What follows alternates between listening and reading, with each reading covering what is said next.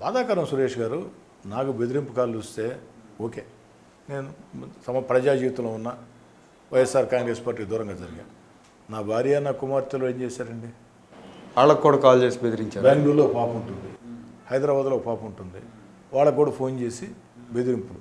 ఆ బెదిరింపులు కూడా విచిత్ర ధోరణి. లాస్ట్కి నా కూతురికి ఇద్దరే చెప్పాను, నేను నా భార్యకి కూడా చెప్పాను, మీరు ఇంటా ఉంటే మాట్లాడుతూనే ఉంటారు, ఏమీ కాదు, పోరాడితే పోయేది ఏమీ లేదు, మనం పోరాడదాం. ఖచ్చితంగా ఈసారి కాల్ చేస్తే, ఒరే మీరు ఎక్కడి నుంచి కాల్ చేస్తున్నారు చెప్పండి, మేమే వస్తాం అక్కడికి, మా తండ్రిని తీసుకొని వస్తాం, మేమే వస్తాం, అక్కడే తెలుసుకుందాం.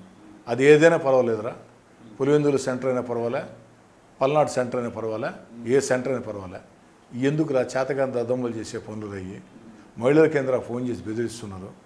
మీకు శక్తి ఉంటే ఎక్కడికి రమ్మంటారో చెప్పండి, మేము వస్తాం అక్కడికి, ఏం చేస్తారో చేయండి అని. అప్పుడు కాల్ సాగింది.